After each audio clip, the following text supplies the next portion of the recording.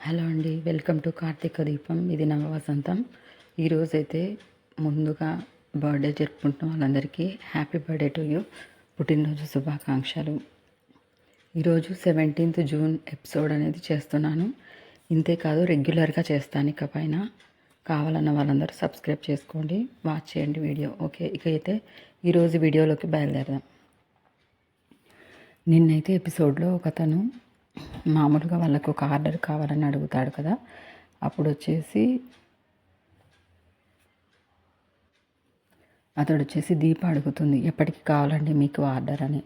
రేపే అని అంటాడు. అప్పుడైతే రేపే అంటే కష్టం కదా మేడం అని ఒక అసిస్టెంట్ జోష్నతో అంటాడు. అనగానే జోష్న కష్టమే అంటుంది, కానీ దీప మేము సప్లై చేస్తాము అని అంటుంది. అప్పుడు అతను చెక్ ఇచ్చేస్తాడు. దీప ఆ చెక్ తీసుకొని సూరజ్ అని సూరజ్కి ఇస్తుంది. సూరజ్ వెంటనే మేనేజర్ అని పిలిచి మేనేజర్కి చెక్ ఇచ్చి ఈ చెక్ని అకౌంట్లోకి డిపాజిట్ చేపించే అంటాడు. అప్పుడు మేనేజర్ ఈరోజు బ్యాంకు హాలిడే కదా సార్ అంటాడు. అవునా, ఈరోజు హాలిడేనా అంటాడు సూరజ్.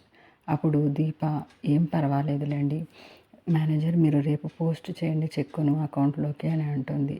నెక్స్ట్ ఆ ఆర్డర్ ఇచ్చిన అతనితో అడుగుతుంది, సరే ఒక బుక్ ఇచ్చి అందులో మీ పేరు, మీ ఫోన్ నెంబర్ మరియు మీకు ఆర్డర్ ఎక్కడికి డెలివరీ చేయాలో ఆ అడ్రస్ రాయండి అని చెప్తుంది. అప్పుడు అతను సరే అమ్మ అని అడ్రస్ రాసిచ్చేసి ఫుడ్లో మాత్రం క్వాలిటీలో ఎటువంటి లోపం రాకూడదు అని అడుగుతాడు. అప్పుడు దీప మీరు అడిగిన దానికంటే ది బెస్ట్ క్వాలిటీ మీకు అందిస్తాను అంటుంది. అంటే థ్యాంక్ యూ అమ్మ అని అతను లేచి బయలుదేరుతూ ఇది పద్ధతి అంటే కొందరిని చూసి కొందరు నేర్చుకోవాలి అని జోష్నను చూసి దెప్పుతూ మాట్లాడతాడు. అప్పుడు జోష్న అతన్ని కోపంగా చూస్తుంది.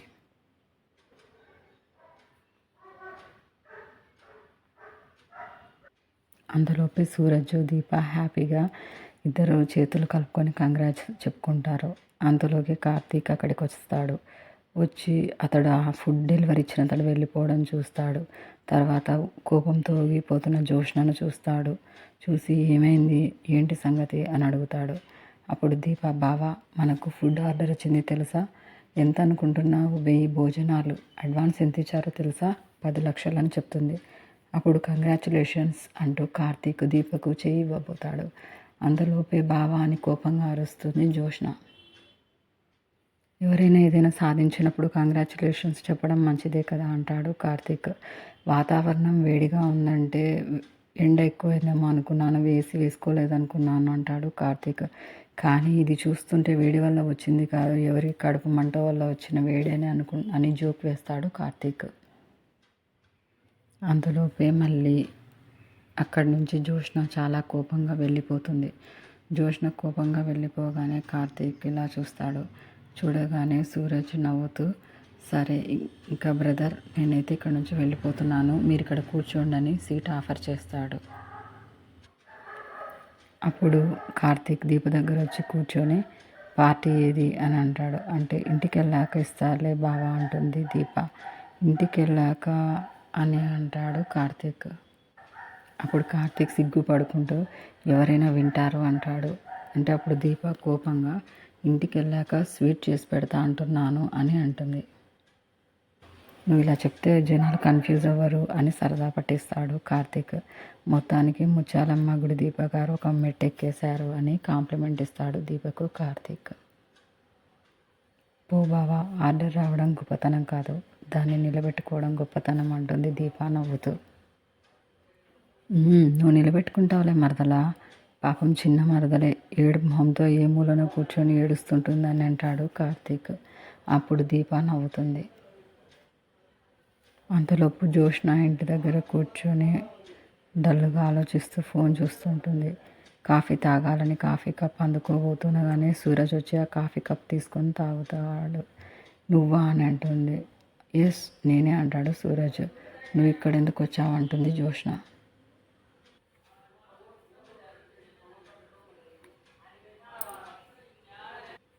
నువ్వు స్మార్ట్ అని ఇన్నోసెంట్ అని అందరూ నమ్ముతున్నారంటుంది జోష్న సూరజ్తో. కాఫీ బాగుంది థ్యాంక్ యూ అంటాడు సూరజ్. నేనేం మాట్లాడుతున్నాను, నువ్వేం చెప్తున్నావు అంటుంది జోష్న కోపంగా. నేను అనుకున్నదే మాట్లాడతాను కానీ నువ్వు అనుకున్నది మాట్లాడను అంటాడు సూరజ్. ఒక చిన్న వీడియో అడ్డు పెట్టుకొని నన్నేం చేయలేవు గుర్తుపెట్టుకో అంటుంది జోష్న. కాసేపట్లో నీకు మీ తాత నుంచి ఫోన్ వస్తుందంటాడు సూరజ్. ఎందుకు అంటుంది జోష్న. ఎందుకంటే వీడియో మీ తాతకు పంపించానంటాడు సూరజ్. అప్పుడు జోష్న భయపడుతుంది.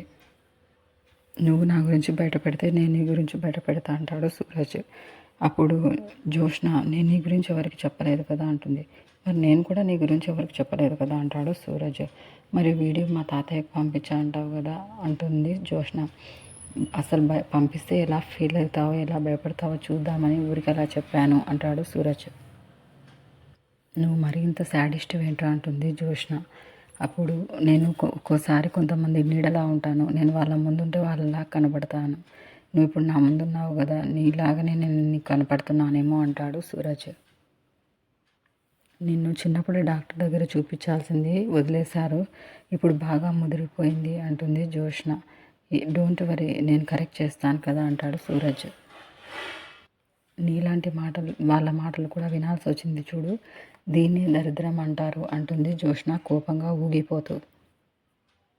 అయినా సూరజ్ ఏమి పట్టించుకోకుండా నవ్వుతూ కాఫీ తాగుతాడు.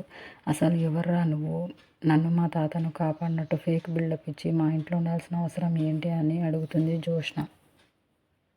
నన్ను నా వీడియోను పెట్టుకొని నన్ను బెదిరించాల్సిన అవసరం ఏంటి అంటుంది జోష్న. కాఫీ తాగుతావా అంటాడు సూరజ్. ఒరే నేనేం అడుగుతున్నాను నువ్వేం చెప్తున్నావు అంటుంది జోష్న.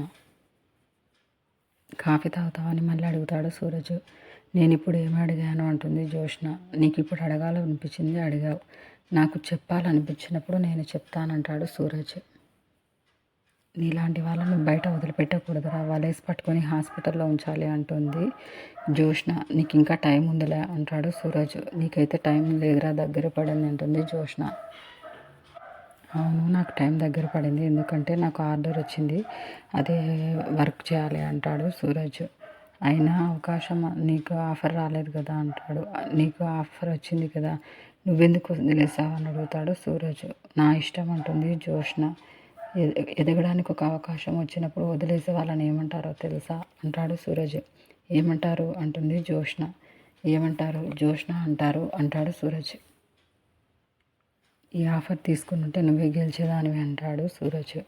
అప్పుడు ఆ దీప వంటలక్క, మా ఇంట్లో వంట చేయడంతో మొదలైంది దాని బ్రతుకు అంటుంది జోష్న. నువ్వేమో జ్యూస్లు అమ్ముకునేవాడివి, రోడ్డు మీద జ్యూస్ అమ్ముకోవడంతో నీ లైఫ్ మొదలైంది అంటుంది జోష్న. అంటే ఇంచుమించు మీ ఇద్దరిది ఒకేలాంటి స్థాయి అంటుంది జోష్న. నా స్థాయి వేరు అంటుంది. మీ స్థాయికి 1000 మందికి భోజనాలనే ఆర్డర్కే ఏదో పెద్ద గొప్ప సాధించినట్టు ఫీల్ అయిపోతున్నారు, కానీ నా స్థాయికి అవి కాదు. ఒక మంచి కార్పొరేట్ ఆఫీసులో ఒక 1 year భోజనాలకు ఆర్డర్ తీసుకోవడమే నా స్థాయికి సరిపోయేది అంటుంది జోష్న. అప్పుడే నా సంతకానికి ఒక వాల్యూ అంటుంది జోష్న. ఆల్ ద బెస్ట్ అంటాడు సూరజ్. సాధించలేననా అంటుంది జోష్న. సాధించలేవంటే నువ్వేం ఆగిపోతావా అంటాడు సూరజ్. నా టైం స్టార్ట్ అయింది, నాకెవరి సహాయం అవసరం లేదు, నువ్వే కాదు ఆ వంటలక్క కూడా నన్ను ఆపలేదు అంటూ జోష్న అక్కడి నుంచి వెళ్ళడానికి ప్రయత్నిస్తుంది. అని అక్కడి నుంచి వెళ్ళిపోతూ మెట్టు జారి కింద పడుతుంది. అబ్బా అని బాధపడుతూ ఏంట్రా అలా చూస్తున్నావు, ఎవరైనా పడిపోతే సాయం చేయాలి కదా అంటుంది. ఎవరు నన్ను ఆపలేరు, ఎవరి సహాయం అవసరం లేదని అన్నావు కదా అంటాడు సూరజ్.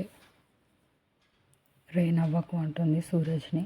పోటీ పడడం కాదు, ముందు కింద పడకుండా నడవడం నేర్చుకో అంటాడు సూరజ్. ఇది ఎవరైనా చూసారనుకో అంటాడు. అంటే రే నేను కింద పడిన సంగతి ఎవరైనా చెప్పావనుకో అని అంటుంది జోష్న.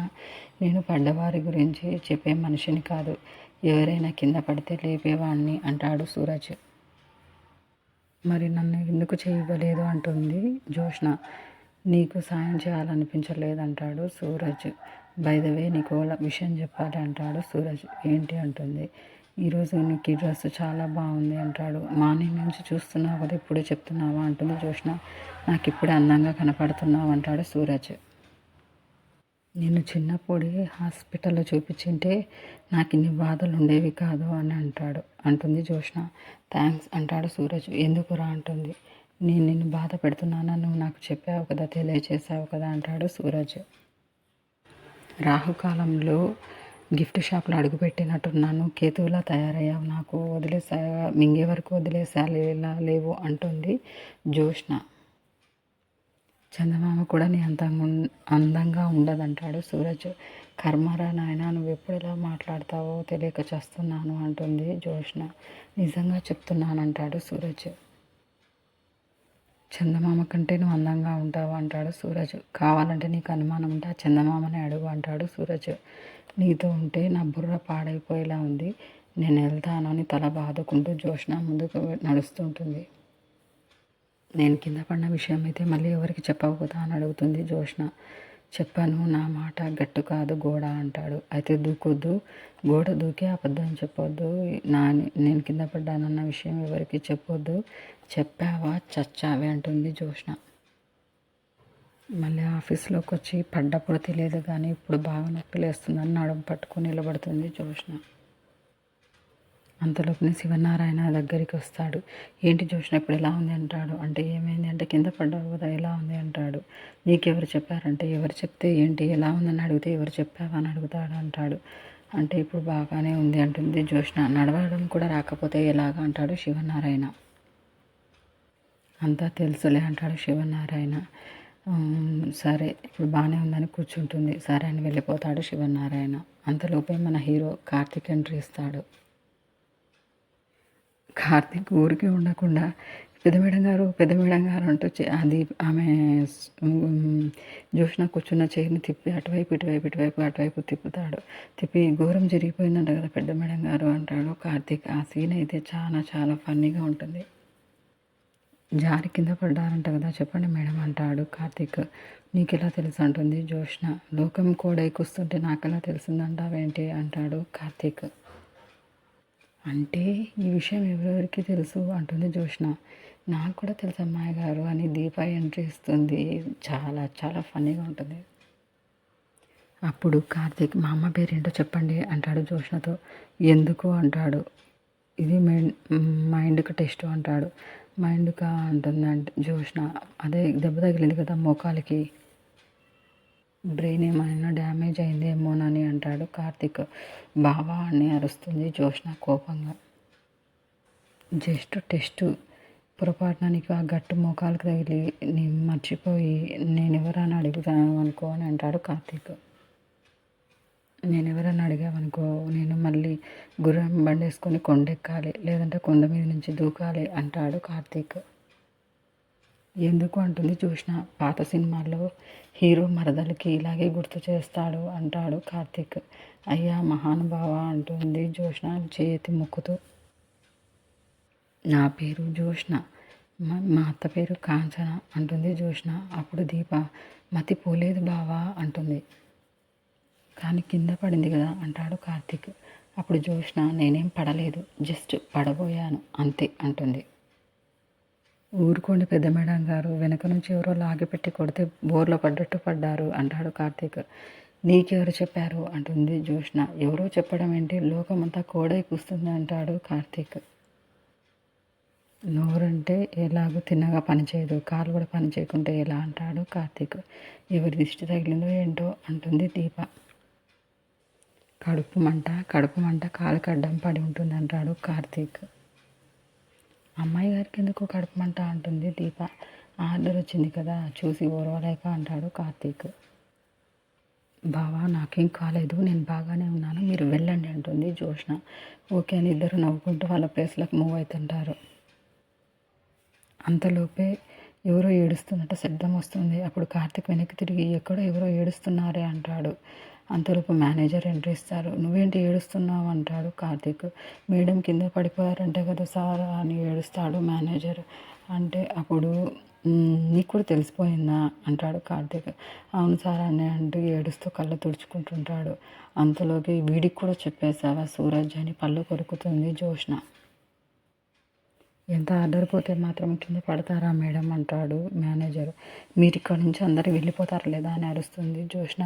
కార్తీక్ గారు మా మేడంకి తలకు దెబ్బ తగిలినట్టుంది, అందుకే ఊరికే గట్టిగా అరుస్తున్నాడు అంటాడు మేనేజర్. అప్పుడు కార్తీక్ చాలా ఫన్నీగా ఇట్లా బాధగా ఫేస్ పెట్టి ఇట్లా తల ఊపుతాడు.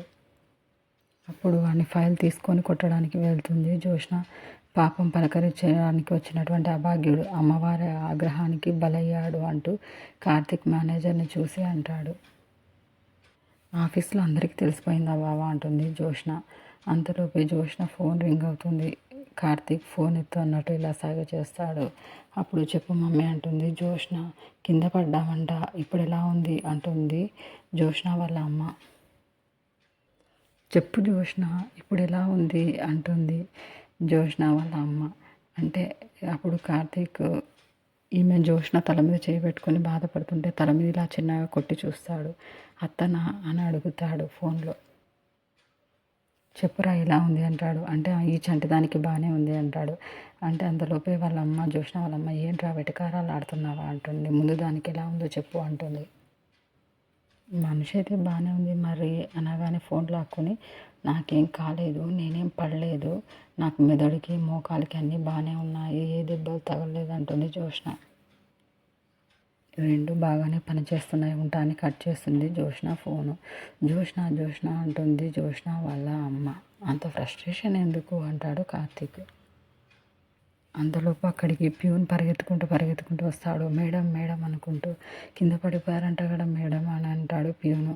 మన స్టాఫ్ అందరూ మీకోసం బొకేలు తీసుకొని వస్తున్నారు మేడం పలకరించడానికి అంటాడు ప్యూను.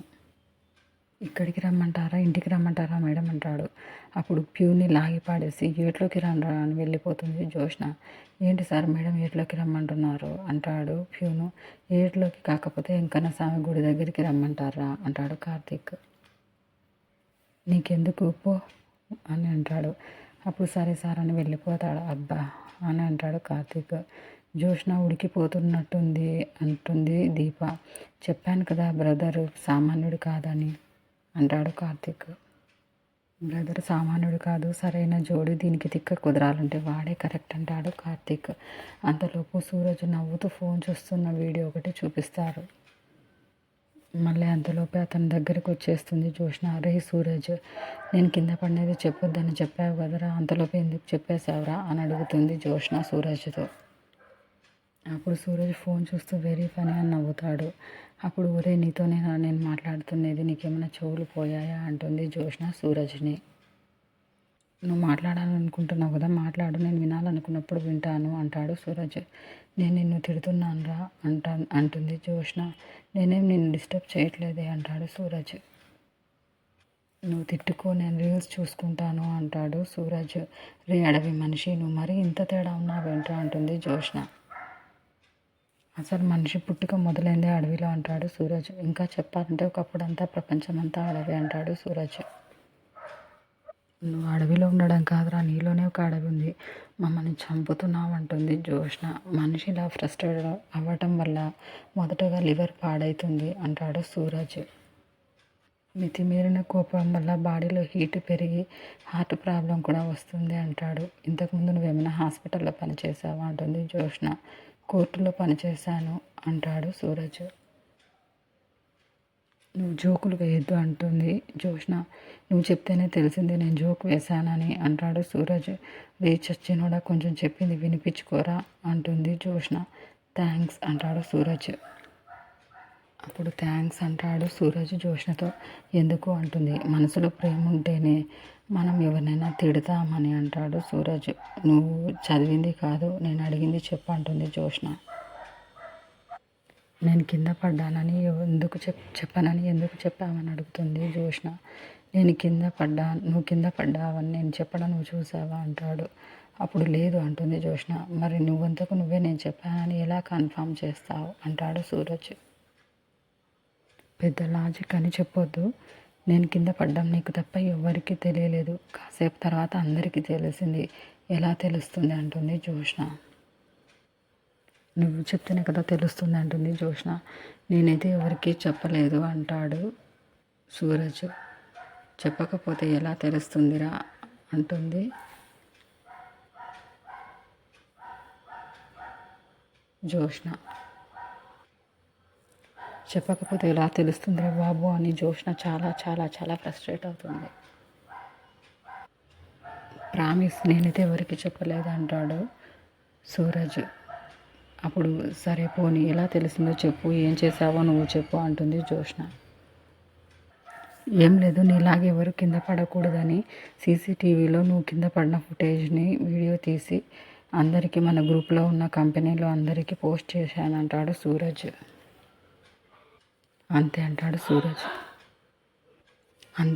సూరజ్. నువ్వు ఫ్రస్ట్రేషన్లో ఉండడం వల్ల వీడియో చూసుకోలేదేమో, మెసేజ్ చూసుకోలేదేమో అంటాడు సూరజ్. నువ్వు మొబైల్ చెక్ చేస్తే అందరికీ ఎలా తెలుస్తుందో నీకే తెలుస్తుంది అంటాడు సూరజ్. ఇలాంటిది ఎవరైనా గ్రూప్లో పోస్ట్ చేస్తారా అంటుంది జోష్న. నేను చేస్తానంటాడు సూరజ్. మరి ఇంట్లో వాళ్ళకి ఎలా తెలిసిందంటుంది జోష్న. ఇంట్లో వాళ్ళకి తెలియకపోతే వాళ్ళు కూడా కింద పడతారేమో అనే అవకాశం ఉందని కార్తిక్ గారిని ఫ్యామిలీ గ్రూప్లో పోస్ట్ చేయమని చెప్పాను అంటాడు సూరజ్. అంతే అంటాడు సూరజ్. అప్పుడు జోష్న పిచ్చెక్కిపోయి తలంతా పట్టుకుంటుంది. ఇంకా అప్పుడు ఏమంటుందంటే నమస్కారం పెడుతుంది సూరజ్కి. నీకు దండాలు రా దూత, నువ్వు మామూలు అడివి కాదని ఫ్రస్ట్రేషన్తో ఊగిపోతూ ఉంటుంది. నిన్ను ఏం చేసినా తప్పు లేదంటుంది జోష్న. పొగడతలు నాకు నచ్చవని సిగ్గుపడతాడు సూరజ్. అప్పుడు జోష్న ఇలా సీరియస్గా చూస్తూ నువ్వు ఏ గ్రహం నుంచి ఊడిపడ్డావురా అంటుంది. సూర్యగ్రహం అంటాడు సూరజ్. అక్కడ మనుషులు ఎవరు ఉండరు కదరా అంటుంది జోష్న. నేనుంటానుగా అంటాడు సూరజ్. ఉంటావు అంటుంది జోష్న.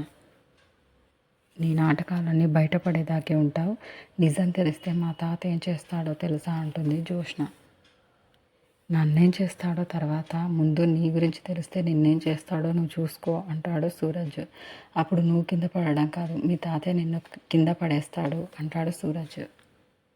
మళ్ళీ కాలు కుంటుకుంటూ వెళ్ళిపోతాడు. సీసీ కెమెరా కూడా తెలియకుండా నటిస్తున్నావు కదరా అంటుంది జోష్న. అంతలోపే మళ్ళీ కథ దీప దగ్గరికి వెళ్తుంది.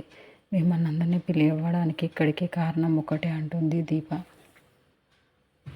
మనకు ఒక ఆర్డర్ అయితే వచ్చింది, దీన్ని అవసరంగా కాకుండా ఒక అవకాశంగా చూద్దామంటుంది దీప వాళ్ళందరితో.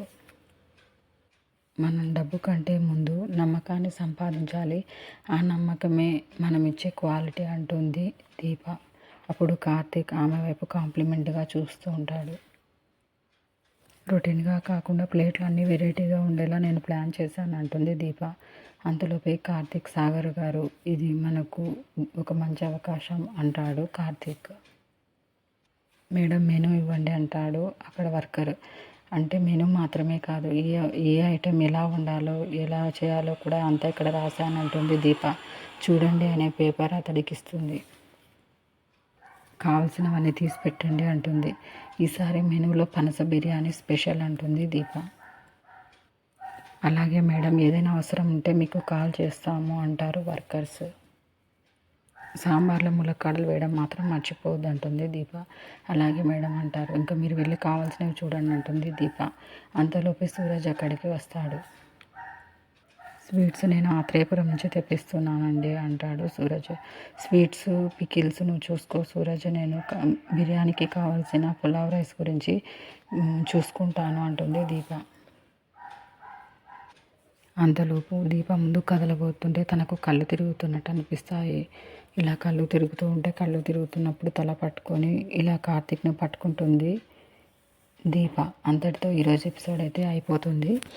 ఈరోజు ఎపిసోడ్ అయితే చాలా చాలా చాలా ఫన్నీగా ఉంటుంది, తప్పకుండా చూడండి. ఓకేనా? సీరియల్ ఈవినింగ్ వచ్చేలోపు తట్టుకోలేక చాలామంది తెలుసుకోవాలనుకుంటారని మా ఈ చిన్ని ప్రయత్నం. మా ఛానల్ కనుక మీకు నచ్చినట్లయితే లైక్, షేర్, సబ్స్క్రైబ్ చేయండి. మరిన్ని యూట్యూబ్లో ఉండేటువంటి ఎపిసోడ్స్కి కూడా మళ్ళీ మీరందరూ మాకు సహకారం అందిస్తారని కోరుకుంటున్నాను. ఇంకా నేను పెట్టే వీడియోలో ఏదైనా కామెంట్స్ రూపంలో తెలియచేయండి. చిన్న చిన్న పొరపాట్లు ఏవైనా ఉంటే దయచేసి క్షమించండి. Thank you.